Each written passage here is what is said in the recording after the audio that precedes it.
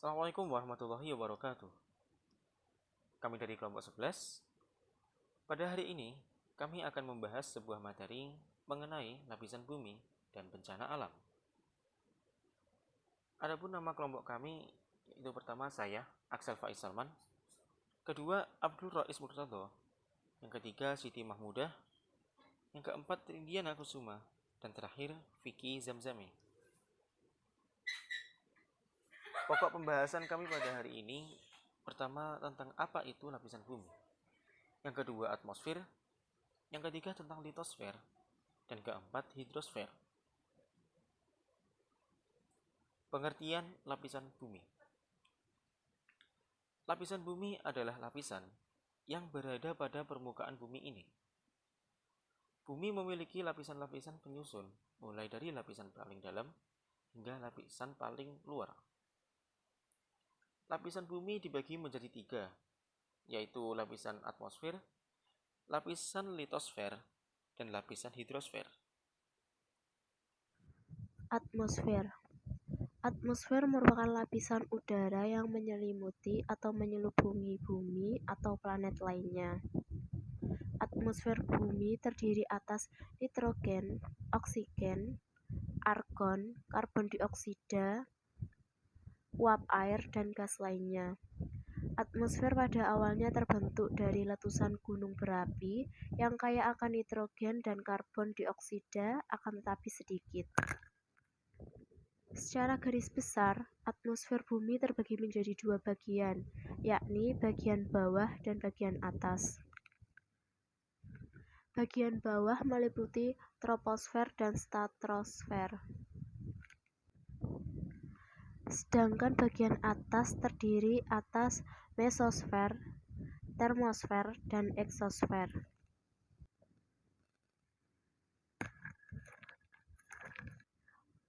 Lapisan atmosfer. Yang pertama, troposfer, merupakan tempat berlangsungnya sistem bumi seperti hujan, angin, salju, dan awan.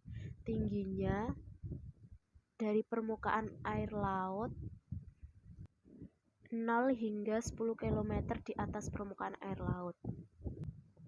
Yang kedua, stratosfer, memiliki ketinggian antara 10 hingga 50 km di atas permukaan laut.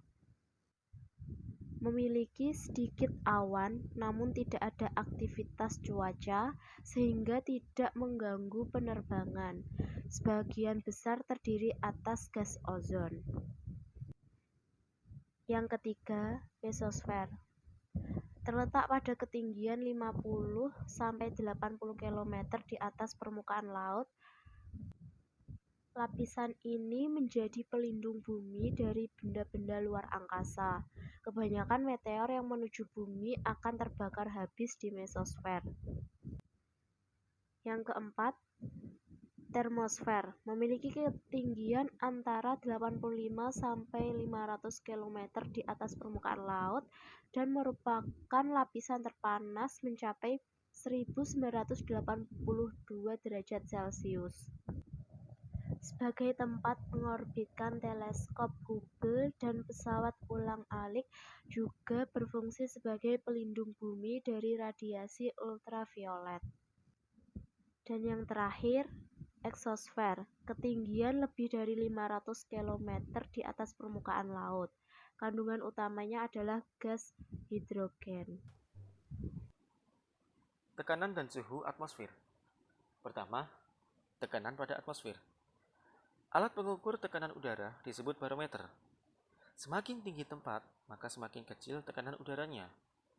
Misalnya, saat mendaki gunung atau berada di daerah pegunungan, kita otomatis akan merasa kesulitan untuk bernafas seperti biasa.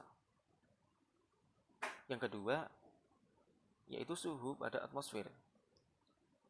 Radiasi energi matahari akan melewati atmosfer, kemudian diserap dalam bentuk kalor atau panas. Tidak semua gas penyusun atmosfer mudah diserap energi matahari, karena beberapa lapisan atmosfer tertentu memiliki molekul gas yang sulit diserap energi matahari. Jadi pada kesimpulannya, suhu di tiap lapisan atmosfer berbeda-beda. Lapisan ozon.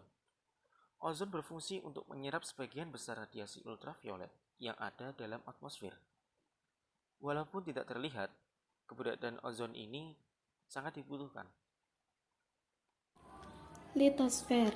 Litosfer diartikan sebagai seluruh bagian padat bumi termasuk intinya. Struktur padat bumi terdiri atas kerak bumi, mantel, dan inti bumi. Berdasarkan struktur bumi, ada dua teori mendasar, yaitu teori tektonik lempeng serta teori gempa bumi dan gunung berapi. Teori lempeng tektonik. Berdasarkan teori tektonik lempeng, bagian luar bumi tersusun atas litosfer yang dingin dan kaku, serta tersusun oleh astenosfer. Astenosfer bersifat plastis yang berada di bawah lempeng. Akibatnya, lempeng seolah-olah mengapung dan bergerak di atas astenosfer. Ketika lempeng bergerak, akan terjadi interaksi antar lempeng. Lempeng dapat bergerak saling menjauh dan memisah. Selain itu, lempeng juga bisa saling mendekat hingga terjadi tubrukan antar lempeng. Berikut jenis-jenis gerakan lempeng tektonik. Yang pertama, divergen. Divergen ialah apabila ada dua lempeng yang bergerak saling menjauh. Contohnya, lempeng Indo-Australia yang bergerak menjauh dari lempeng Antartika.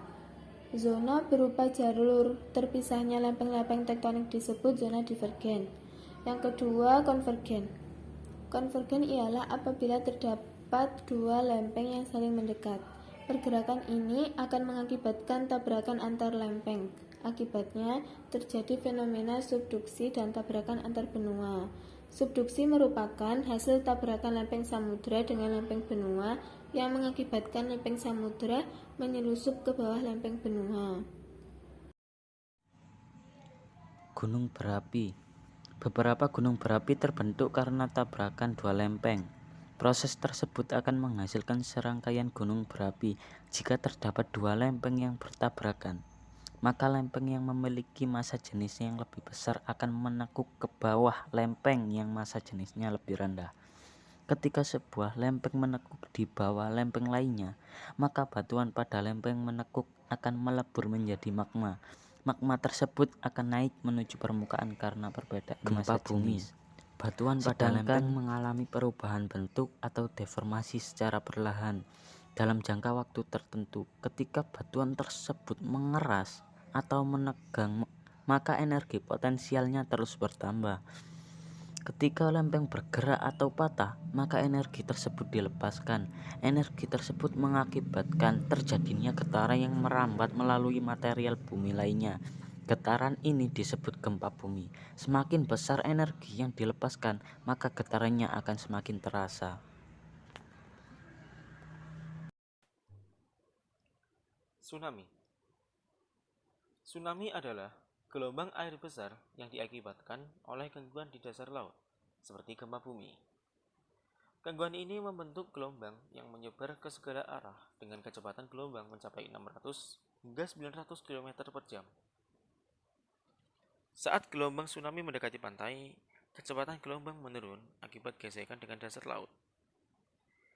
Pada frekuensi tetap, panjang gelombang berbanding lurus dengan kecepatan sehingga gelombang tsunami memendek. Selain itu, karena tsunami menjangkau hingga dasar laut, saat laut menjadi dangkal, energi yang sebelumnya tersebar jauh hingga ke bawah mulai berpindah ke atas. Berpindahnya energi ini meningkatkan amplitudo atau tinggi gelombang, yang menghasilkan energi tsunami yang jauh lebih padat, baik secara horizontal akibat berkurangnya panjang gelombang dan secara vertikal akibat berkurangnya kedalaman air dan meningkatnya amplitudo. Assalamualaikum warahmatullahi wabarakatuh. Saya Vicky Liazanzami akan melanjutkan penjelasan materi tentang hidrosfer. Hidrosfer berasal dari kata hidros yang berarti air dan sphaira yang berarti selimut. Jadi, hidrosfer merupakan lapisan air yang menyelimuti bumi. Hidrosfer tidak hanya meliputi perairan yang luas, seperti laut dan samudra. Hidrosfer juga meliputi air di danau, sungai, air tanah, dan uap air yang ada di udara. Pada hidrosfer terdapat siklus, yaitu siklus hidrologi. Siklus hidrologi merupakan sebuah proses daur ulang air secara terus-menerus. Siklus air bermula ketika panas matahari menguapkan air yang ada di laut dan di permukaan bumi atau evaporasi. Uap air tersebut akan berkumpul di angkasa dan terjadi proses kondensasi atau pengembunan hingga terbentuk awan. Awan tersebut kemudian akan berjalan sesuai dengan arah embusan angin. Penguapan yang terjadi setiap hari mengakibatkan uap yang menjadi awan semakin banyak. Jika awan sudah tidak dapat menampung uap dari evaporasi, maka uap air di awan akan turun sebagai hujan. Air hujan akan mengisi cadangan air yang berada di permukaan bumi. Proses ini berlangsung terus-menerus.